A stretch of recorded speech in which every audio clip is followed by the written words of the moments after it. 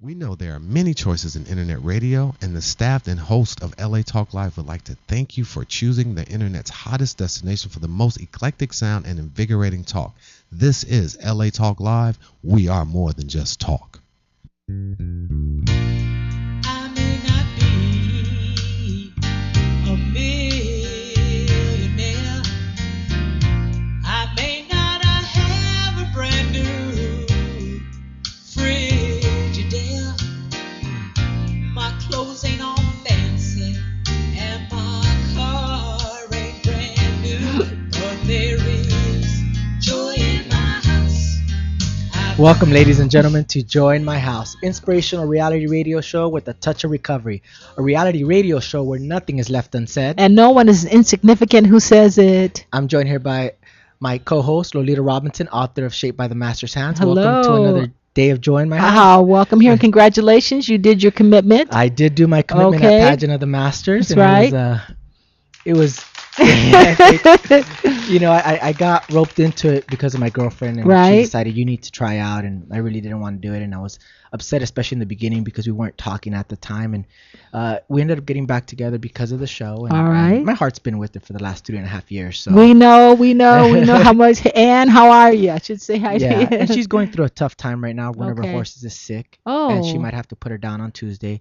And That's a big deal for people. You know what? That's her when pet. You kind of know. it wasn't just a horse for her to play with. It was actually That was a her part baby, of her life. and yeah. I've always wanted. Horses are very intuitive, from what I They said. are. So my heart goes out to her. Yeah, so it makes me sad, and that she's hurting, but But hopefully, you were committed in this process. did do that. You suited up and showed up, and you kept suiting up and showing I up because it was kept- for the whole summer, wasn't it? it was a whole summer, and Yeah. last night was the closing night, and I guess it went really well. I mean, the show sells out year after year. Good. For 81 years, the show has been going on Oh. in Laguna Beach. So, and I got to meet some amazing people. My makeup artist was a lady by the name of Kathy Begg. Well, you ought to bring her And- here so she can make. I know her and her husband have been doing it for 13 years. Oh, how beautiful! They volunteer They also. volunteer every year, and it's a part of their That's lifestyle. a lot of work, putting on all the makeup and stuff for people, right? It's a 45 to an hour and 15-minute job, and then it takes about another 30 minutes to take it off. So Oh, it was not boy. my cup of tea. But good for you, though. I'm glad you Yeah. did it. I'm glad you survived it. Yeah, I did. Yeah. And like I said, it was interesting.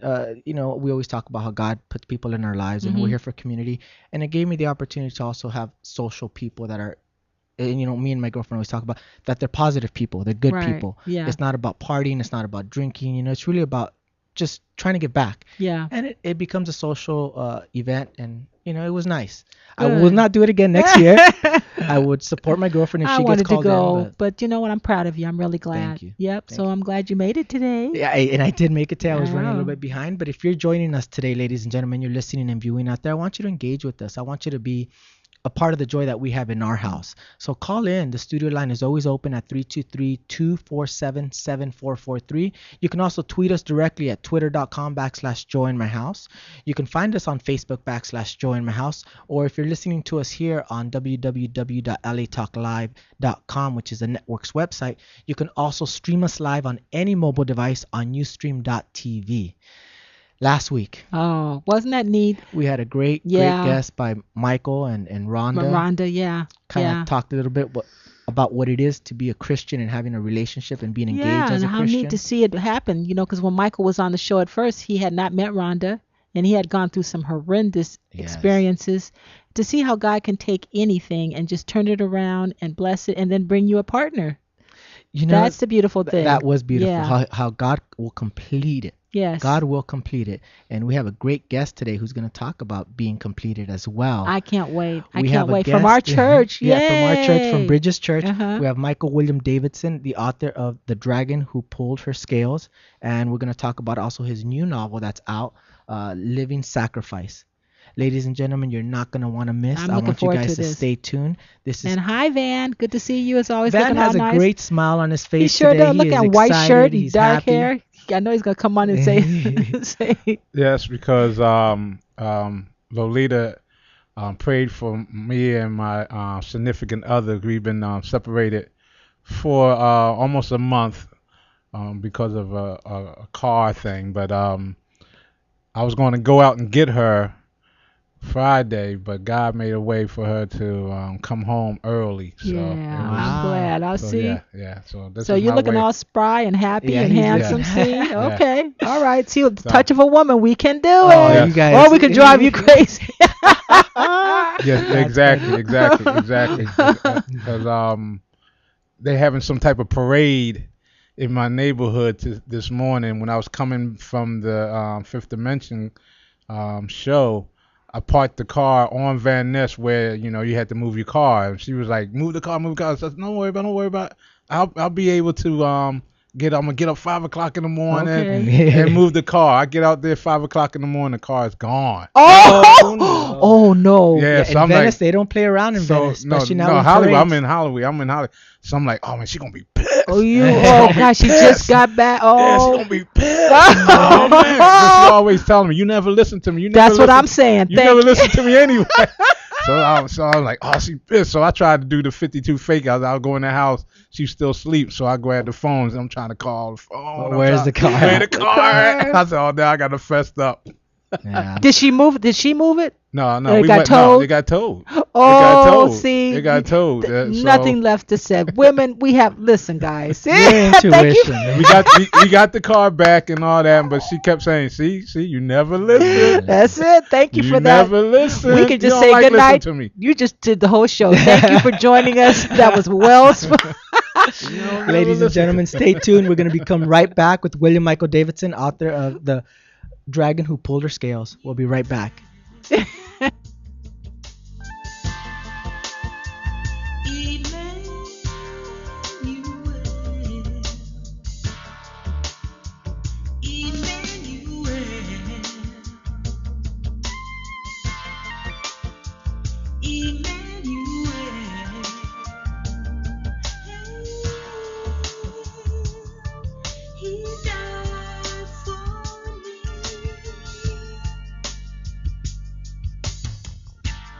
In the early dawn of day,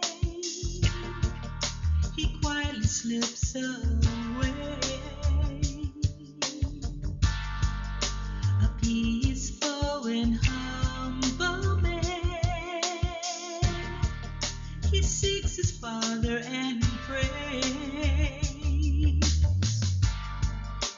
He is not God, so they say.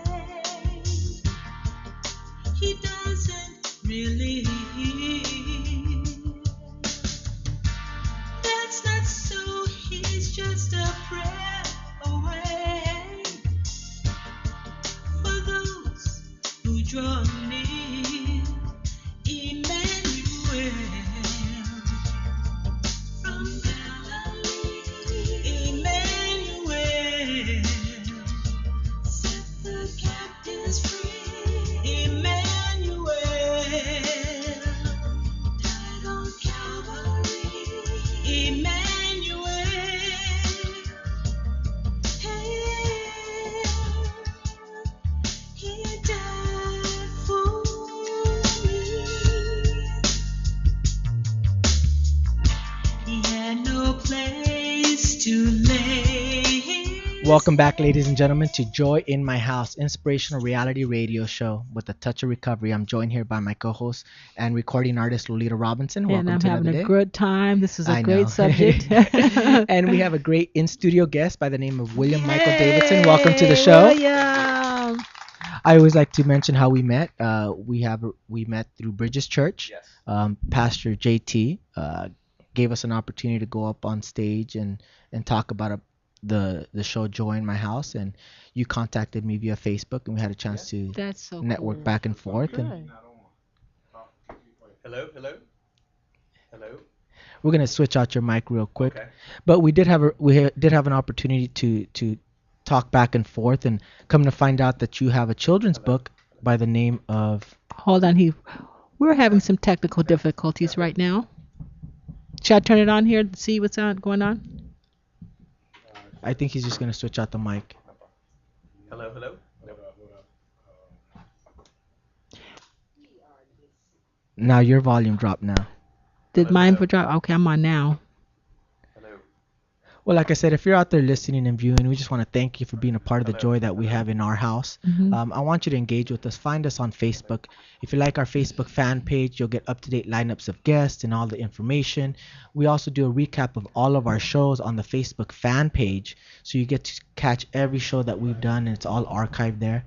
So please engage with us. Like I said, the studio lines are open also at 323-247-7443. Oh, Well, thank we're you. You know what? That's the beautiful thing about life.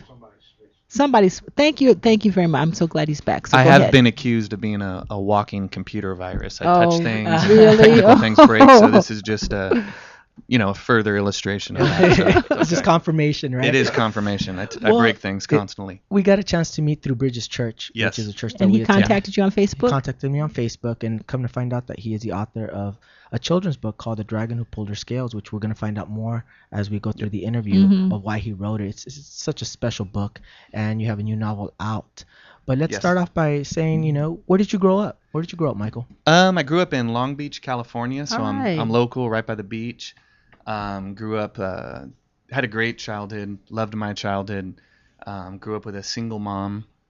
Is a little kid living about a block from the beach, and she eventually married my stepdad, who I consider him my dad. I don't call him my stepdad. How old was he when he came into your life? I think he was about, or I was Oh, you about were. 13, 14 years old. But he taught me how to fix cars and how to build things. Before that, I break things constantly. So he helped that. Were you But, the only child? Yeah, only child. Okay. Only child. And speaking of the Lord, growing up, I had a good childhood. Loved my childhood. We didn't go to church. Didn't really know anything about God or about Jesus. I was a total blank slate. If you were to ask me in high school, even at that age, and say, who was Jesus or why did he die on the cross, I couldn't even parrot a reason why. So. Well, I thought it was very interesting because, as I got a chance to read your bio, and we talked about you grew up not knowing Jesus, obviously, like you just mentioned.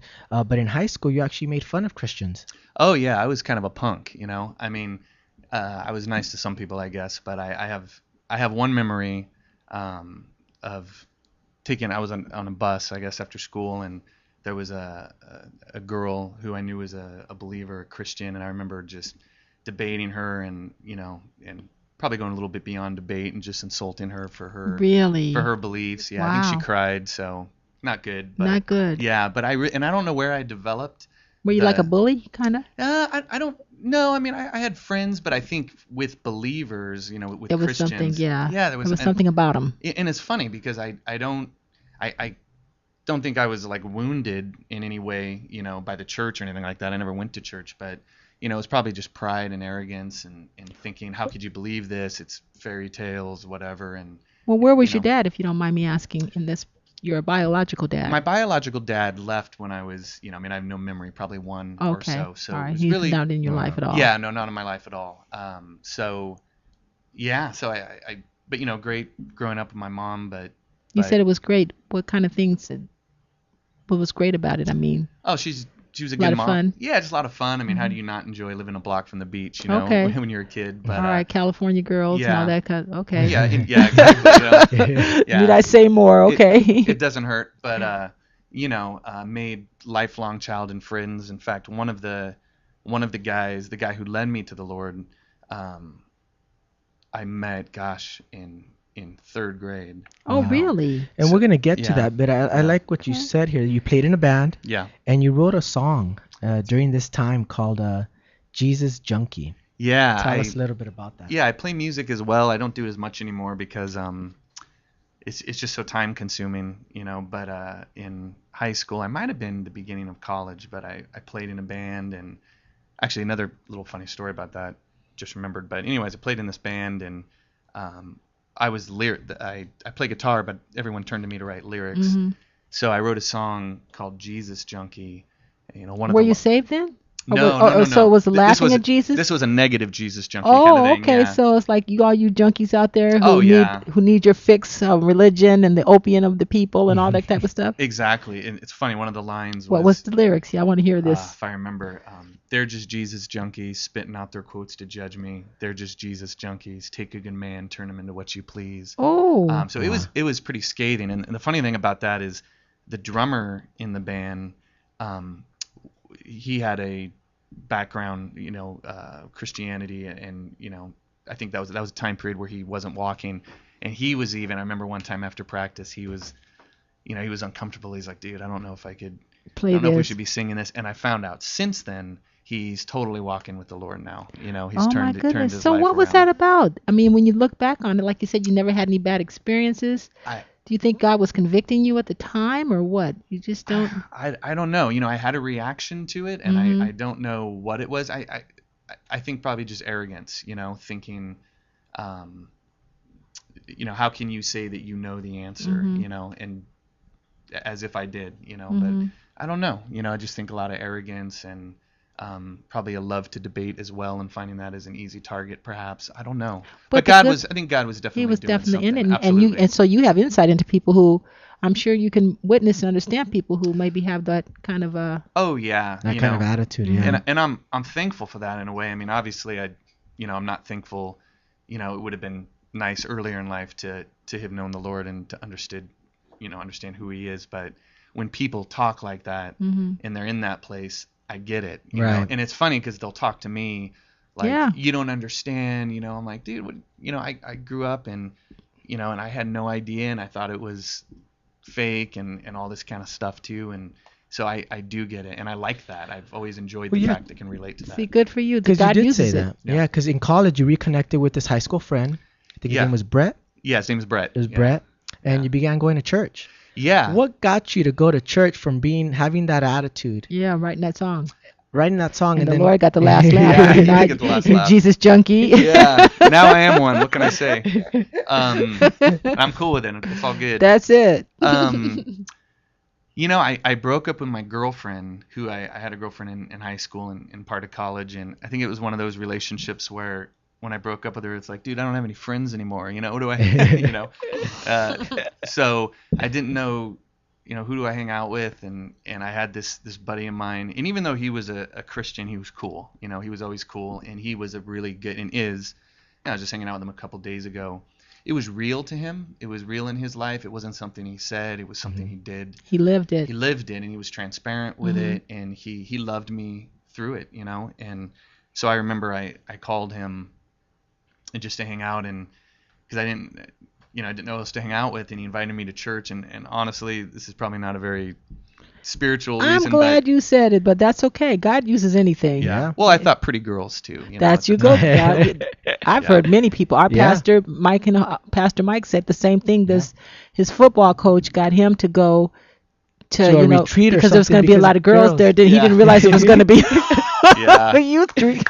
Yeah. So God knows you guys. He created you. Yeah. So I went for a couple years, but a year, and didn't end up meeting any pretty girls during that year. But you went. But I went and I listened, and I felt like it was the first time I saw it. I saw people, Mm-hmm. and they weren't. And the thing that intrigued me the most, or impressed upon me, is they weren't perfect people, but they were broken people, Mhm. but they had a relationship with God, and they were working through things in their life, and it was authentic. Oh, And it- wow. and it- And that's so important. Yeah. I think some churches, and they're perfect. They put on their church face. Yeah. That's one thing that really I gravitate towards Bridges is pretty transparent, pretty Yes, real, and it's yeah. very intimate. Yes. Yeah. Yeah. In fact, you guys weren't there today, but you weren't there today. No, I wasn't there. I was But scared of traffic. Jason was talking about Matthew 9, about how the Pharisees and the people were wondering why Jesus hung out with tax people and sinners. And it was really interesting because he broke down what tax people were. They were like extortionists. They Yes. took money from people, and they were like not really good people. But Jesus said, I came Yeah. for the broken. Yeah. I came for the wounded. And that's what you're saying. You Yeah. saw it, but I- you saw people trying, Yeah. I saw people trying, and I remember. I think the camel that broke the straw's back. I remember with my buddy Brett one night, we stayed up all night and I was debating theology and all this stuff, and he gave me some really good answers. But the number one thing he said, I remember the last question I asked him, I mean, the sun was coming up. We talked all night, and we're talking about prayer, and I just said, do you pray for me, And he said, every night. Oh, wow. And he meant it. And that's all I remember of that conversation, Isn't that beautiful? Wow. Yeah. You just really want to know, forget all this fluff. Do you love me? Do you care for Yeah. me? Yeah. Does the Lord care? That's awesome. Yeah. I was in my CR meeting this Friday, and they were talking about forgiveness. And forgiveness was a topic, and it's tough because there's different levels of forgiveness. Forgiving yourself, forgiving others, and I actually ended up calling my girlfriend and just telling her, no matter what happens, I'm gonna forgive you. I love you, and no matter what, I will forgive you, because I also want that forgiveness. Yeah. And God has given me that forgiveness you and want that to make grace. sure they do it too. Sure. And it's through all my family. My Sure. daughter as well. I tell her, I love you, sweetie, and you're gonna make mistakes, you're gonna disappoint, but I'm always gonna love you unconditional. I'm always gonna forgive you. So that And hopefully she'll forgiveness- forgive you, like you said, And you know what? To be honest with you, when she heard my testimony, there's a lot of stuff in there, and she never judged me. My 15-year-old daughter, the one that would, be the one to tell me, look at you. What about you, Daddy? Not once has she's done that. What grace? Yeah. So Yeah. having that person love you unconditional, I think validates quite a bit. And I wanted to ask you, was there drug and alcohol in your life? Did you experiment? Or? No, I mean, that wasn't really an issue. It was just You're one of the few people that's what I love about this show. Because it's so, we have people who've had struggles with drugs and alcohol. Yeah. But you did not. No, yeah. It was Did you go through bewilderment periods, though, or were it anxiety or anxiousness or any of that stuff? before I came to the Lord? Or, no, I just think I was just rebellious and thinking I knew the answers. You know what I mean? But you didn't do the drug route. no, I never really got it. I had friends that did. You know, I think my mom being a nurse might have been helpful because she told me horror stories. Good for her. But I have some of my best friends. I mean, one of them, passed away. He didn't even hit 30, but he died of an overdose. Another buddy of mine went to jail. But that stuff. So you were smart. You looked to see. Yeah, I was fortunate, I think, because I was part of the music scene and things like that. But for whatever reason, God kind of kept me clear of that stuff. It was probably just, to be honest with you, fear. Just personal fear of a mom who's a nurse and telling me all the things that happen. I'm like, Well, oh, that's I smart. hear you. I'm That's very scared, smart, though. Well, I That's do very want to smart. touch on when you accepted Christ, you were hiking with Brett. You were hiking with Brett. You were about Brett, 20 we years say old. hi to you. We always love Yeah. the people who have been instrumental in, Yeah, Yeah. Lolita's the one that seeds. led me to the Lord. That's Sitting awesome. right I heard, here. yeah. I Thank heard you. about that. Thank Yeah. you. Yeah. And you keep me in there. So when I want to backslide, I'm like, oh, Lord, now what am I going to do? Oh my Keeps you God. accountable. Yeah. You know what? So and tell us that's about that- beautiful to have those people like Brett in your Oh, life yeah. who led you. Tell us yeah, about that trip. what happened? Well, I remember right before that, he had told me, he had said, why don't you pray? Just ask God if are you real? Is Jesus real? Don't take it from me, ask. And so I had spent a little bit of time, in my first time praying, I was sitting in my living room, MTV's on because, I was 19, 20, whatever. Oh, we forgive Oh, I you. love this story. I though. still watch some of that stuff. God forgive me. I do love the Lord. Okay. Yeah, but I was sitting there and I prayed, and I remember just praying and saying, God, if you're real, then just reveal yourself to me, just whatever, whatever the price tag is, that's cool, but just be real Show to me, me. show yourself. And right Yeah. after I prayed, I think it's a Lenny Kravitz song. Lenny. Yeah, and I just heard, I closed my eyes and I never, I didn't even know how to pray, and I just said those words and I listened, and the first words on the song were, the Son of God is in your face, offering you eternal grace. What? Just put Wow. your faith in God, and one day you'll see. And I remember I just I got these chills, and I was like, okay, one for one. That was, are you kidding? No, and it was that simple. It was that clear, and that stuff happened for months. And I would pray, and it just felt like God was saying, hey, if you're gonna ask me, and if you're gonna ask me sincerely, then I'm game. I'll reveal myself to you. And so we went hiking one night, and up in Trabuco Canyon, and I was hoping he would ask me, but we were with the group and we were out alone, and hiking. He said, what are you doing with God? What are you thinking about God? And I told him, I said, dude, I've been praying, and I believe, I believe Jesus is real, and I can't deny this anymore. So we got on our knees, and he prayed with me, and it was pretty cool, man. And I remember driving back in the back of a truck, and we were young, kind of reckless. We were on this dirt road and driving real fast, and in the back of a truck. And I remember the thing I remember most about when I first accepted was the fear of death, and I wasn't walking around paranoid, petrified. Yeah, but of it death. does cross your mind. It does, but it was gone. And I remember just thinking, I'm okay, when that time comes, it's all good, So it was awesome. So life was wonderful after that, right? You received Jesus, like people think, and God just brought your whole world was just wonderful, right? End of story. It was it's been up and down. Yeah. That's what I'm saying. People don't realize that, it's hard. Yeah, they do. Oh, you accept Christ, you must have an amazing, perfect life. Right. Yeah. And it's actually just the opposite. A lot of things get revealed that you're so broken, you're so hurt. Yeah, And I can't that's wait why. to see. I'm sure you have some of those experiences coming up. You gonna share it with us? It's been an up and down road, but that was the beginning. But the beginning was sweet. The beginning, it was a sweet beginning, and it was very personal. And Well, he's like awesome. a daddy. When you're first a believer, he cradles you. It's like you said, everything you do, you hear this stuff from Lenny, and you are in a pink cloud. It's like he answers, and then after a while, he puts you down and says, start walking. Sure. But you're right, huh? there. Yeah. At the very beginning, he just gave you peace. And He did. Did he remind you of that beautiful song, Jesus Junkie? Yeah, I got to rewrite that and change the lyrics, I guess, Well, I'm going to go a little fast forward here. And, Okay. and a couple things that you mentioned that I thought were pretty significant is that you were worried about becoming a Christian. You wanted to be a writer, and you were worried about writing cheesy Christian stories. Yeah. I was. Dude, I was totally. Oh my God, totally cracks me up. He sure makes us eat our words, doesn't he? He does. Yeah.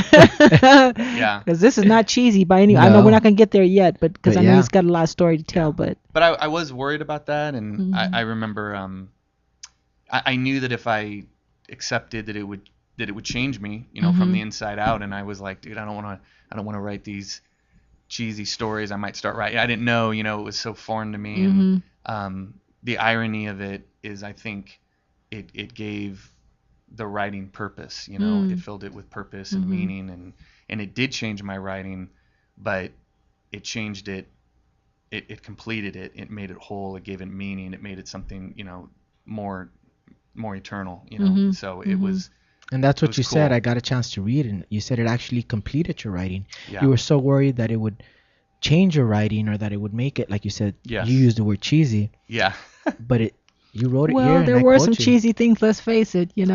I mean, we have really come up now in the Christian community, but first starting out, there were some things out there that we had to get a little bit more professional in. Sure. Yeah, I just wanted it to be real, and at that time, even being afraid to be cheesy, I had never read a Christian book or something, but just my view of it was, oh man, what is this going to do to me?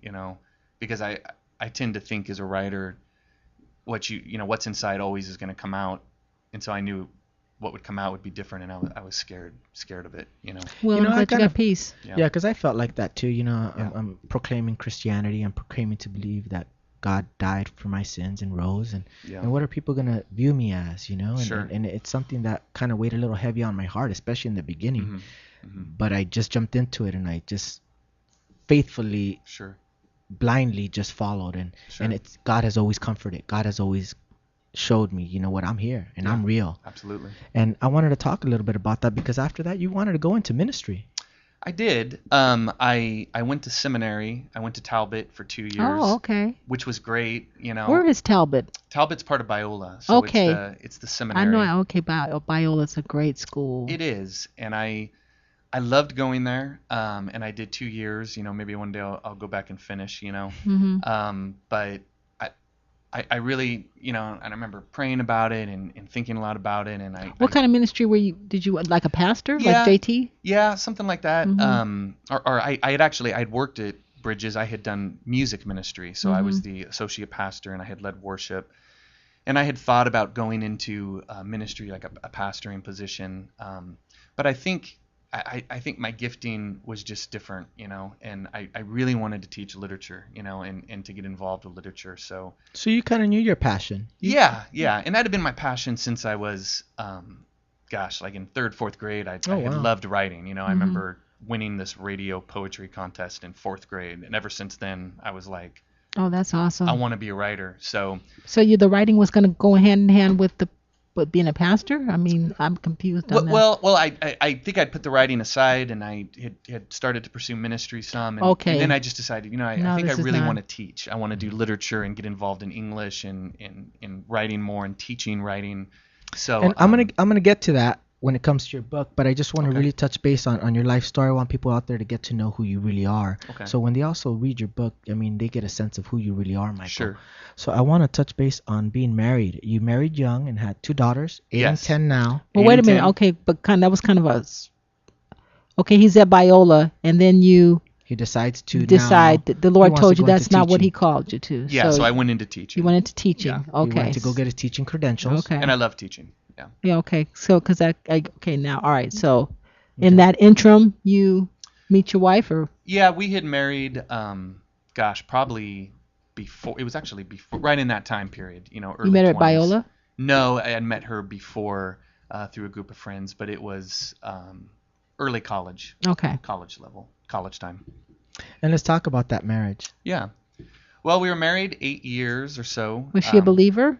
Yes. Yeah, she was a believer. And, unfortunately, obviously, we ended up divorcing, and it was something that I had never, thought about or anticipated or, desired. But that's what happened. And it was definitely, man, I mean, we're talking earlier about the ups and downs, that was definitely a down, as down as it could get. Yeah, because you wrote it and you wrote brutal divorce. Yeah, it was horrible, and just circumstantially just going through something like that. And I think the hardest part was feeling like, man, God's done with me. I really had to process that and deal with that. Is God done? Do you feel using like you me? went ahead of the Lord in looking back? Because out there talking to people who might be getting ready to date or are in a situation like that, Mhm.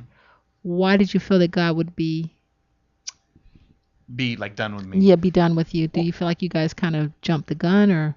Well, I mean, why I was done. I felt at the time like such a failure. Lack of a better way to put it. Like, wow, this marriage failed. You can slice it and dice it however you want, but it failed. And I was a mess during the time, obviously, just mentally.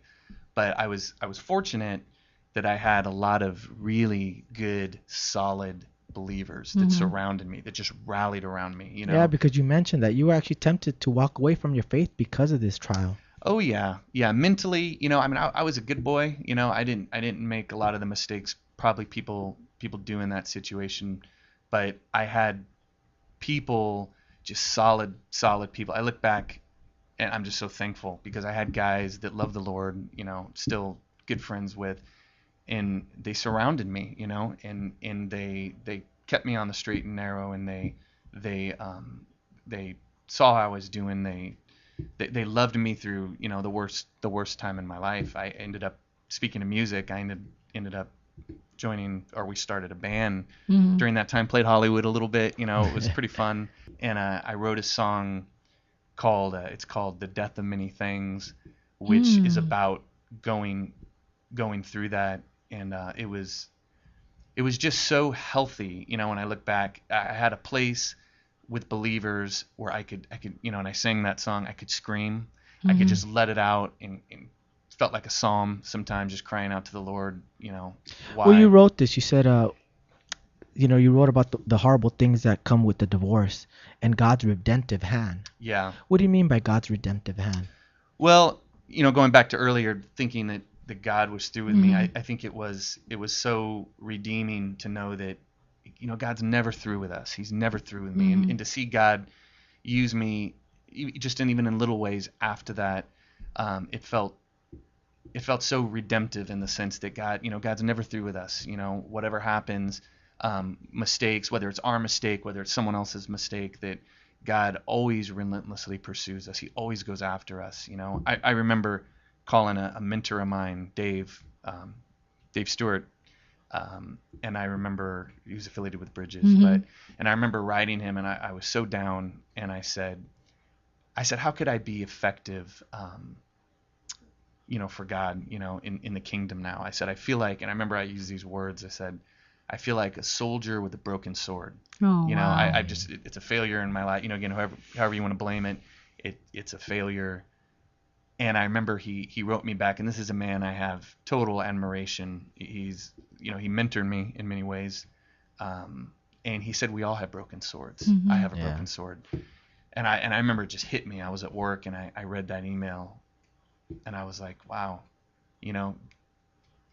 God can still use me. Yeah, he can. I don't need He to, can. God's the weapon. Well, God people will out there provide. who've gone, I went through a divorce too, and it is a very, Yeah. it's not something you really want to go through. No. It's the kids suffer from it. Yes. Yeah. Your dreams, like you said, like that song, I love that. I mean, just the expectations of how it was supposed to be and how it was supposed to look. Mhm. But I learned a lot in that process. Did you learn a lot? Maybe you talk to some of our audience that might be going through that. What did you learn in that experience? Oh, man. I knew I shouldn't have got married in the first place. I was a nut. Yeah. So, I mean, Yeah. But what about you? Gosh, I feel like I could do a whole nother radio show Just on that. just on that. And you but weren't married, but you got your. I've had my ups and downs. Yeah, my you know about challenges. relationships, Yeah. I think, it sounds very cliche, but I think just making Jesus the number one love of your life, you know what I mean? And just coming to him and loving him and being is tightly knitted to him and wrapped around him is probably the number one thing I got out of it. And again, the fact that Jesus, he's never done with us. Did a lot of healing in your life too, Yeah. restoring you and showing you things. Oh yeah. And he showed me things about me and just about life. But I think the number one thing is he's never done with us, and I'm glad you keep saying that. Yeah. You must be saying that, you're talking to somebody out there. Yeah. Because I didn't feel like that, but you felt like that, and there's a lot of people who probably do feel condemned and judged. What kind of Christian am I? Right. God's done with me. I love Yeah. that. You keep saying And that. even- That's Yeah. important. Even through that process, then you ended up meeting your beautiful wife. But let's Yeah. not forget about we got some beautiful blessings that came out of the marriage, Oh right? yeah. We can't forget these little princesses. I have a beautiful. See how women are, I tell you. I just kind of. Yeah. He's good though, because he's got all these things he's got. I had to see But I'm like, well, I want to hear what. But the blessing that came out of it was Oh who? yeah. I have a beautiful 8-year-old and 10-year-old daughter. Their names. And Ella and Ashlyn. You should see his face. Well, you can. He's lighting up. Yeah, Ella, there's a camera here somewhere. Ella and Ashlyn. Ella and Ashlyn, Oh. and they're. I love being a daddy. Who's 10? 10 is she's Ella. Ella, Ella's 10. okay. So now we're getting into like shopping and all that stuff. It's kind of weird, but Cool. So you had the girls in there. yeah. So Okay. So I love my daughters and this is something I never thought I would do. Remarried to an awesome, beautiful, godly woman, Christine. How'd that happen? I'm sure you want to ask that. Well, no, I'm not going to ask actually how you got that, but I like that you mentioned that you remarried a godly woman and you Yeah. felt like Job.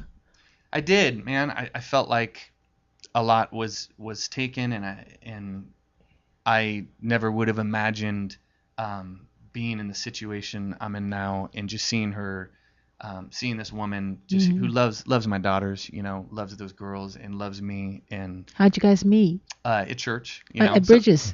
It was a Bible study with another group of friends. Okay. All right. But Was it love at first sight?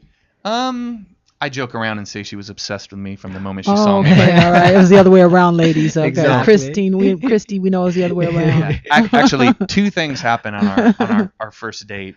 I would say, if it was even a date, we were with some friends, and we went to a bookstore, and she knew all the literature, and I'm like, Ooh. I like this because I'm a Are writer. you kidding? And then we went to TGIFs for dessert with another buddy who's not a believer, and me and Christine, we barely knew each other at the time, and we shared the gospel with him for a couple hours. And even at some point, he was like, have you guys known each other a long time? Because you're answering everything the same. Wow. And he became a believer. Isn't that Wow. beautiful? So That's pretty heavy. That's a It great was awesome. story. That's, so I was yeah. just like, okay, this girl, she reads a lot. She loves the Lord. She can evangelize with me. Let's do this. See, You know? God So knows. it's That's good. kind of like what Michael and Rhonda were talking about. Are you getting ready to go to a break at all? No, but I like what you said. That's what Rhonda and Michael Yeah, were they had a talking lot. about. They were both Yeah. really, really fired up in ministry and their pathway. And then when they came together, they were, they complemented one another. Right. Yeah. Sounds like you and Christy too. See, Yeah. God knows. Yeah. I don't know why we fight him. He knows who to pick. Yeah. Yeah. Yeah. He knows. Well, when we come back, ladies and gentlemen, we're going to talk about Michael and his book, Oh yeah. The Dragon Who Pulled Her Scales, and you're not going to want to miss this. And your daughter actually getting pronounce that? Trichotillomania. It's hard to pronounce. Trichotillomania. Yeah. And that was one of the reasons why you wrote this book. That is the reason. Yeah. Wow. Yeah. You're not going to want to miss, ladies and gentlemen. This is Joy in My House. I want you guys to stay tuned. I'm always in one of mine. Constant spins, not trusting. He opens doors to go in, but I'm afraid to depend upon him. I bring him ashes for gold. He starts to work. I put him on hold. Still he's faithful to me. 'Cause he's blind as to see. I'm praising God. Praising God. I'm praising God. Praising God. I'm praising God. Praising God. I'm praising God. Oh, I'm praising God.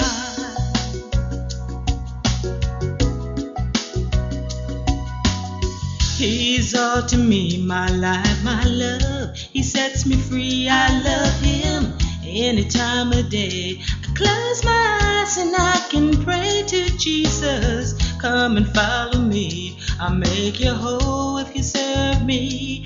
It is you and me in eternity. I'm praising God. Praising God. I'm praising God. Praising God. Oh, I'm praising God. Praising God. I'm praising God. Oh, I'm praising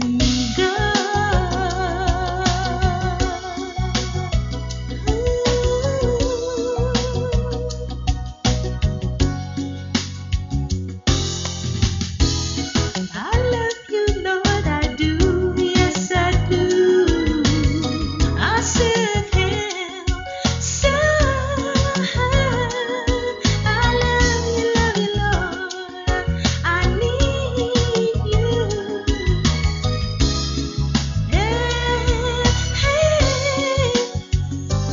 I'm serving God. I'm serving God. Said I need you, Lord. Yeah, I need you, Lord. Said I want you, Lord. Yes, I do. Praise God. Praise God. Praise God. Praise God. I love you, Lord. I love you, Lord. Praise God. Praise. I love you,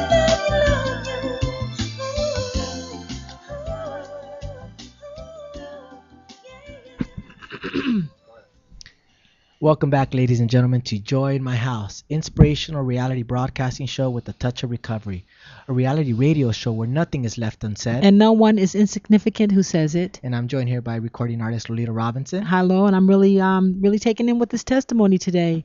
and our in-studio guest, Mm-hmm. Michael Davidson. Welcome back to the Thank show. you. Thank you. I'm almost emotional before we even start talking about Yeah. it, but you wrote this great children's book called The Dragon Who Pulled Her Scales. Yes. And what's the name of the disease that Joel said Well, before? my daughter developed a condition called trichotillomania. Sometimes it's usually just referred to as trick, but it's a compulsive disorder, kind of like an OCD, I guess, of pulling hair. Mm-hmm. And yeah, it happened a few years ago. When did she start? How old was she? Well, it was a few years ago. I'm horrible with timelines, so I want to say it was probably she was about 7 or Okay. so. All right. And it's a lot of people. It's I think 2% of the population struggles with it. That's what's amazing. I learned through all of this, the books I read and everything. All the research. But she would just kind of sit, and it's often done in private because there's shame associated with it. But pulled her hair, and she developed patches. I mean, we're talking the size of my hand, and being a little kid in school, and me being a dad who had never ever heard of anything like this, I freaked out. I went into panic mode. I'm like, what is going on? So, yeah. I was going to ask you, is that kind of like when kids cut? Is it the same kind of It's probably related. I think it's all. I mean, she doesn't do that, and but it's under a category. Was it repetitive body motions? It's like a self-soothing. So it might be affiliated with that, but for her, it's just been Isn't that limited interesting? to hair Because you would think pulling. that would hurt. You would. I don't see how that could be soothing, but Yeah. that's wow. Yeah, and a lot of kids end up doing it, and adults struggle with it. By pulling from eyebrows Lashes and is stuff. common in lashes. She's never done that. It was more just her hair. Do you think it had a lot to do with what was going on between her and her mother, or your situation, or maybe not? It doesn't have anything to do emotional. Just I think my understanding of it, and I'm definitely not an expert. I'm just a daddy, with a girl who has struggled with this. But I think any type of stress definitely it can be stress related. But I don't know if I could point. There's kids that are in what might look like a perfect situation, kids in not a perfect situation, and yet they still struggle with it. So, but I do think it is a coping mechanism. Well, let's talk about this. Let's The talk book, about yeah. the book. Yeah. why did you write it? When did the concept come? Well, I mean, I wrote that in the pit of despair, which is sometimes where the best things, I guess, are written. But I was freaked out. I was just a dad who was imagining my daughter, going through this and dealing with this. And I wanted her, the hardest thing is I just wanted her to know, like any dad would, that she's beautiful no matter what, no matter how much hair she has on her head, 2 hairs, 3 hairs, whatever. I just wanted her to know she's beautiful. And even more important than that, that God still has a purpose for her. That there is a purpose, that God is not going to give you anything that you can't handle. And that we'll get through this together. And I was a mess. I mean, this, I can imagine. The funny thing is, and I learned we found a really good counselor, Leanna Jorgulius. Hopefully maybe she'll come on. Yeah, she is great. And she, even told us the parents are the ones who were freaked out a lot of times, worried, and the kids, that just makes the stress even worse upon the kids. But anyways, I knew I wanted to, her to feel beautiful. And so I had the title in my head, The Dragon Who Pulled Her Scales. And I knew I wanted it to be about a dragon who has who pulls the dragon's scales, and maybe other dragons in this dragon world think she's different. But I wanted that very thing to allow her to do something, or to give her purpose. And there's a King Everwin in the dragon world, is really an allusion to God, to Jesus, and he interacts with this young dragon who pulls her scales, and it's really just his message. He always tells the dragon in the book, he says, I will always be with you no matter what. I'm with you. And my daughter knows Everwin, the king in the book, is really God, and that God's what a gonna be with labor you. of love that you did for her. Yeah, it was. Has it helped at all? Is she is there a remission period? Do people ever outgrow it, or? Well, let me tell you, and this has been pretty crazy, but yeah, she's doing wonderful. I mean, you wouldn't know. She has a full, beautiful set of hair. I think I'm one of those. She is one of those amazing stories. But I can tell you, I was praying for her during that time, and I was fasting, and I'm not good at fasting. I love food, but you go through any lengths for your children. Yeah, and I remember one night praying, and I said, God, just please take this. And I felt like God spoke to me, and He just said, wait. And since that time, writing that book, and not that the book healed her, but I do think God was moving, God was doing something. The great physician, she's been awesome. I mean, she stopped pulling. She's had a couple little bouts with it, but it's been years, and she has a full, healthy set of hair. We're one of the stories. It's crazy, because, Wow. and I don't know what the future will hold. I don't know if, this might be something on some level she struggles with. I don't know, but I know that she's doing. It's amazing, But you've given her the tools and the resources. You've given her, first of all, her Savior, Yeah. to know He will never leave and forsake her, and that she can run to Him. And plus, you've also taken the steps to be practical. Is this Yeah. woman a counselor who deals with other children? Is there support groups for people? Yeah, she's You might want to tell people. I'm sure that our audience might have. Yeah, Leanna Jorgulius, she's a counselor, so she worked with her one-on-one, and she did, a great job. A lot of it was just practical and letting her talk about it. There's a woman, Noelani, who does the Heart group. We took her to as well in Long Beach, which is a group of kids who meet, once a week, and They're a support group. and it's a support group, and the whole thing kind of reminded me of how God works with us, and that is, and I was so tempted as a parent, and it's a struggle to hover around her and don't pull your hair, but ironically, the more gracious you are and the more you love them and you say, you know what, I love you anyways, and I just want you to know you're beautiful and God has purpose for you. But the more that you take that approach, the easier it is on them and the less pulling that I saw. So it was really interesting. Right, And to God- let go. To surrender it and to God and let her yeah. So work through this. So it was awesome. So she loves the book, and she's Well, she's can people proud of get it. the book or? Yeah, you can buy it. There's a couple different places, but the easiest is probably Amazon. And it's good for any kid, even if they're not struggling with trick, but just a kid that might be dealing with something or feel Yeah, they could be different. doing other thing, cutting. They could be, Yeah. or starting to take pot or whatever. Yeah. Whatever kids go, they go through things. But the beautiful thing is to be in support with others who are going through the same thing. Yes. Yeah. And what kind of response, I wanted to ask you, what kind of response did you get from other people regarding the book? Yeah, well, it's been awesome. When I first wrote it, I just wrote it for my daughter. I never thought of anything beyond, and then I realized people could benefit from it. So I've had parents write me from, across the country. I've had different people goodness, write, good. and they've said what it meant to them and how it's helped them. There was one email I got a little while ago of a mom who has a little girl who takes the book to bed with her every night. Oh, And just really? crawls in bed and reads, who struggles with tricks. So you hear things like that, and you're just Oh, like, you got to know. it's Right. awesome. God, you often wonder, Lord, why don't you just take these things? Yeah. But he sometimes he does, sometimes he doesn't. But what he does is he uses. Yeah, he uses And it. I think we grow in these things that we go through and overcome. Yes. We become stronger people, and how loving. I was Yeah. thinking you should contact Dr. Phil.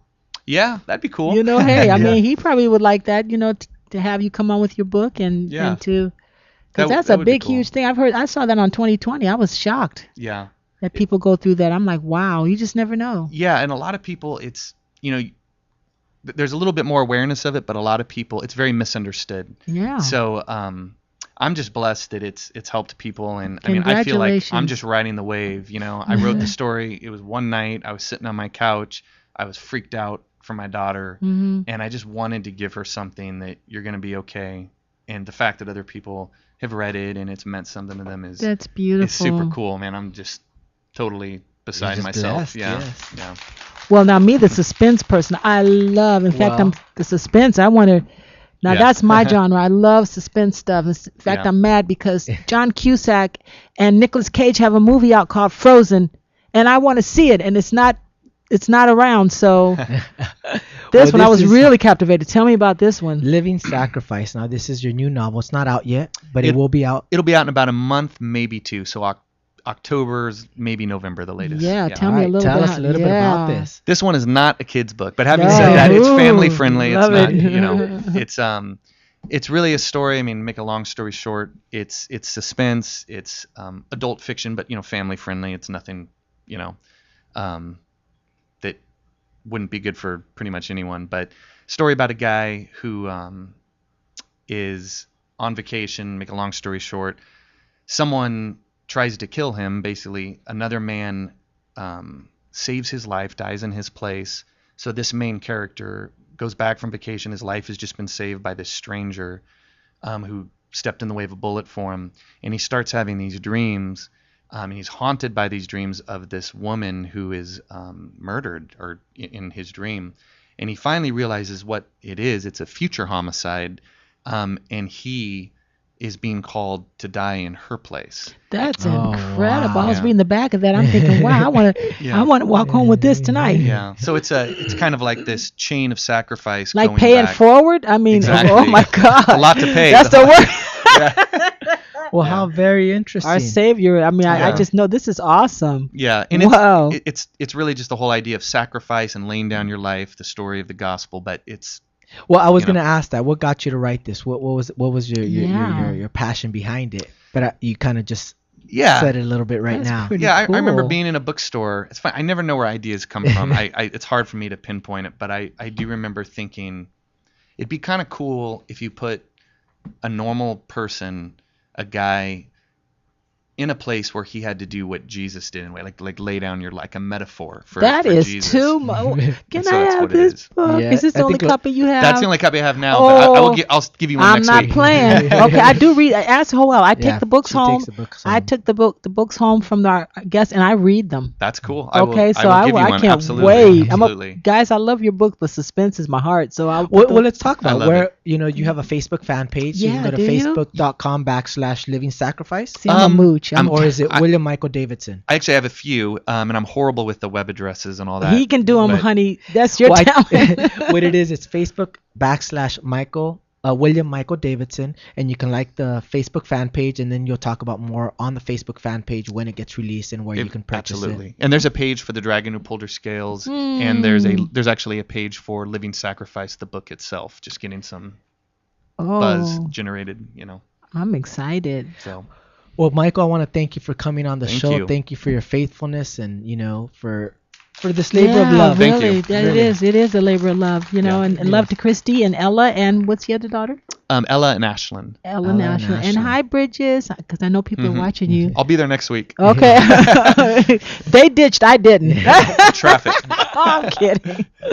Well, this show is called Joy in My House. The premise is joy that we have even through our trials and tribulations, and we all have our ups and downs, but yet we can always kind of reflect on Christ and just the blessings, at least for me. Yeah. So we always like to ask this of all of our guests: what does, in this moment in time, through all your trials and tribulations and all your blessings, what does joy in my house mean to you?